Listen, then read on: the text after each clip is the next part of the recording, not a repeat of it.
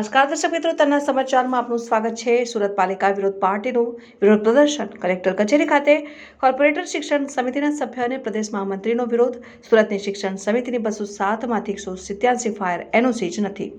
Supreme કોર્ટની ગાઈડલાઈનનું ઉલ્લંઘન થતો હોવાનો આરોપ। દરેક શાળામાં વાલીઓ જોઈ શકે તે રીતે ફાયર એનઓસી પ્રદર્શિત કરવાની માંગ। લાખો બાળકોને જીવનું જોખમ। ફાયર એનઓસી વગર કેવી રીતે શાળા ચાલે છે તે પણ એક સવાલ। ફાયર સેફટી બાબતે આપણે બહુ બધા સંવેદનશીલ છે, આપણે સૌ છીએ, કારણ કે આપણા શહેરમાં તક્ષશિલા જેવી ઘટના બની છે ને આપણે આખી સગી આંખે આપણે ઘટનાને જોઈ છે।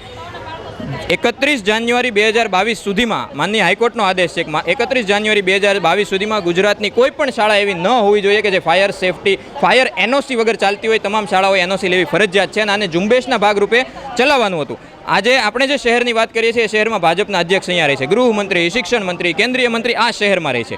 એ શહેરમાં ભાજપ સંચાલિત નગર પ્રાથમિક શિક્ષણ સમિતિની 207 શાળાઓમાંથી સમિતિનો પોતાનો ફેબ્રુઆરીનો રિપોર્ટ એમ કહે છે કે એમાંથી 187 શાળાઓ પાસે ફાયર એનઓસી નથી, માત્ર 20 શાળાઓ પાસે ફાયર એનઓસી છે।